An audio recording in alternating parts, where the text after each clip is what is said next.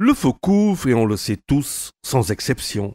Père Wade, ancien président très récemment d'ailleurs, qui a toute sa tête sur les épaules pour toujours mettre ses adversaires sous pression par son infaillible stratégie alternée voire simultanée de la politique du bord de l'abîme et du juste milieu, n'a de cesse invité, hormis l'escale de Touba, les jeunes à la castagne électorale.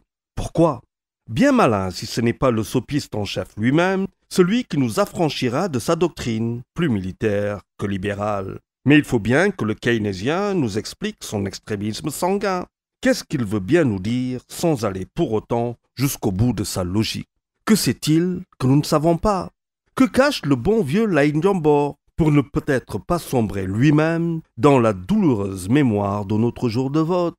Celui du 25 février 2007, par exemple, sanctionné par sa victoire dès le premier tour, avec près de 56% des voix, avec comme directeur de campagne, celui-là même qu'il voue aux gémonies aujourd'hui. Avons-nous raté un épisode, Maître Wade? Nos votes ont-ils été confisqués en 2007 par l'alchimie d'un mode opératoire dont le secret partagé par des complices notoires explose en 2019 sur l'autel des antagonismes? Serait-ce des djinns qui ont voté à notre place, comme on s'amusait à le dire?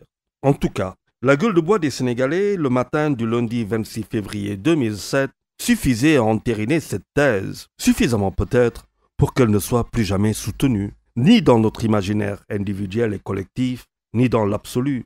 Les temps ont changé, et rien ne vaut un tel pari fou, trop risqué. Est-ce ainsi que nous devons comprendre cette pression de Maître Wade sur Macky Sall et son administration, en vue d'écarter définitivement toute idée du genre? Il est vrai qu'un homme averti en vaut deux.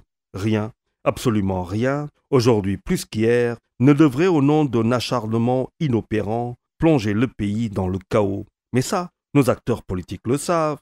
De plus, le monde nous regarde, à moins que nous voulions jouer avec le feu, sans savoir qu'il finit souvent par créer la petite étincelle de laquelle naît le grand feu dévastateur. Et on le dit, qui trop embrase, mal éteint. Tout le monde est averti. De grâce, pas d'élection morbide, surtout que le père travaille pour le fils, lequel d'ailleurs. Juma Moubarak et bon week-end à tous.